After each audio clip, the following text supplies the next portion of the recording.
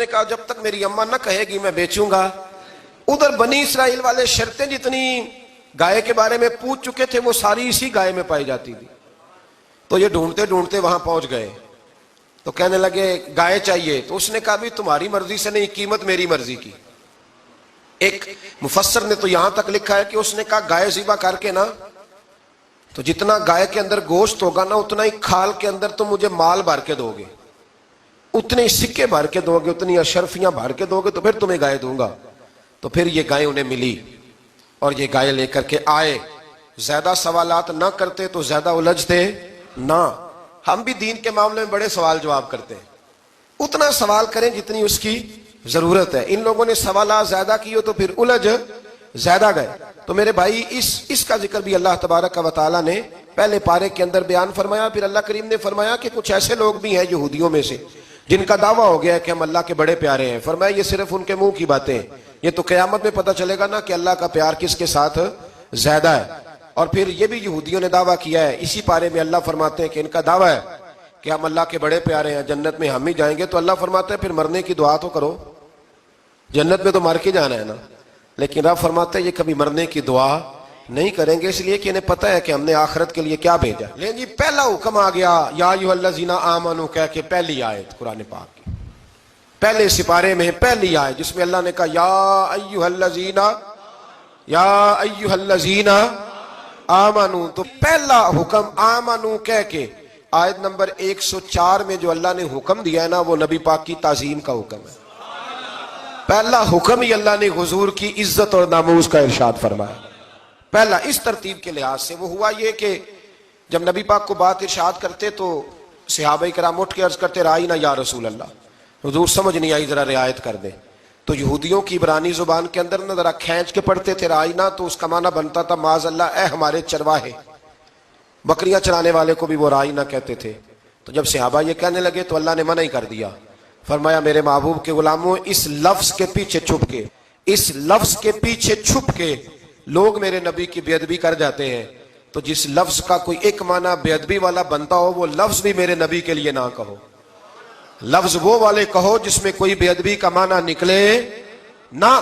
یہاں لوگوں نے بڑے بڑے لفظ نہیں بول دیے پھر کہتے ہیں میرا مطلب یہ تھا، میرا مطلب وہ تھا، تو تو نے وہ لفظ بولا کیوں جس کا کوئی غلط مطلب بھی نکل سکتا تھا۔ اللہ نے فرمایا یا ایھا الذین آمنوا لا تقولوا رائینا، اے ایمان والو رائینا کہو ہی نہ۔ تو یا اللہ کیا کہیں؟ فرمایا وقولوا انظرنا، تم کہو یا رسول اللہ ایک نظر فرمائیے، انداز دیکھیے، انظرنا ایک نظر۔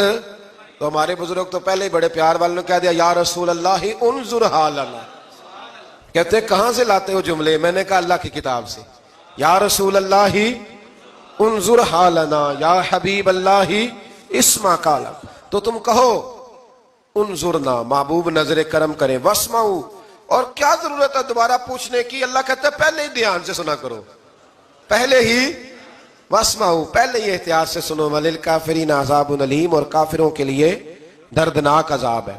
لے جی اسی بارے میں اللہ تبارک و تعالیٰ نے پھر اہل یہود کا ذکر کیا، تو یہود کہنے لگے کہ ہم حضرت ابراہیم کے ماننے والے ہیں، تو اللہ کریم نے وہ بھی ذکر کیا کہ میں نے تو ابراہیم کو آزمایا ہے، وَإِذِ ابْتَلَىٰ إِبْرَاهِيمَ رَبُّهُ بِكَلِمَاتٍ فَأَتَمَّهُنَّ، ہم نے ابراہیم کو کچھ چیزوں سے آزمایا ہے، وہ ہماری آزمائش پہ پورے اترے۔ قَالَ إِنِّي جَاعِلُكَ لِلنَّاسِ إِمَامًا، تو پھر ہم نے انہیں کہا کہ ہم آپ کو پوری دنیا کا امام بنائیں گے۔ وہ آزمائش کیا تھی؟ آگ میں جانا بھی آزمائش، بیٹے کا نہ ہونا بھی آزمائش، بیٹا ہوا تو پھر اسے وادی غیر ذی زرع میں چھوڑ کے آنا بھی آزمائش، بڑا ہوا تو پھر ذبح کرنا بھی آزمائش۔ فرمایا جہاں جہاں آزمایا ہے نا ابراہیم ہماری آزمائش میں پورے اترے۔ فرمایا تم مفت میں حضرت ابراہیم کی اولاد بنتے ہو اور ان کا نام لیتے ہو اور ان کے ساتھ اپنا تعلق بناتے ہو، دیکھو تو صحیح وہ کتنی آزمائشوں سے گزرے۔ تو اس کا بھی اللہ نے اسی میں ذکر فرمایا۔ اور پھر وہ بات کرتے تھے حضرت یعقوب کی اور حضرت اسحاق کی، تو فرمایا وہ تو ہمارے اتنے خاص بندے تھے کہ وصال کے وقت بھی انہوں نے اپنی اولادوں کو نصیحت فرمائی تھی کہ اللہ کی توحید پہ قائم رہنا، اس کا ذکر بھی اللہ نے اسی پارے میں بیان فرمایا۔ اور جو حضرت ابراہیم اور جناب اسماعیل نے کعبہ تعمیر کیا تو اس کا ذکر بھی اللہ تعالیٰ نے اسی پارے میں فرمایا۔ اور فرمایا جب وہ کعبہ بنا رہے تھے تو کہہ رہے تھے ربنا تقبل منا، کہہ رہے تھے اے اللہ بنا ہم نے دیا ہے پر مہربانی فرما ہم سے قبول فرما لے۔ تو جو آیہ کریمہ آخر میں عرض کرنا چاہتا ہوں اس پر بھی تھوڑی توجہ فرمائیں گے تو بات بڑی نکھر کے باہر آئے گی۔ یہ 16ویں رکوع کے اندر اللہ نے پھر یہود کا اور عیسائیت کا ذکر فرمایا تو اللہ کریم نے ایک بات ارشاد فرمائی، یہودیوں کے ہاں جب کوئی بچہ پیدا ہوتا تھا پیلے رنگ کے ساتھ اس کو رنگتے تھے، یا کوئی خاص رنگ تھا ان کا، بچہ پیدا ہوتا تو اس پر وہ رنگ چڑھاتے کہ یہ جی ہمارے مذہب کا رنگ ہے۔ ہمارے ہاں بھی رسمیں ہیں نا اپنی اپنی، معاذ اللہ اپنی اپنی نہیں ہونی چاہیے، اللہ رسول کا حکم ہونا چاہیے۔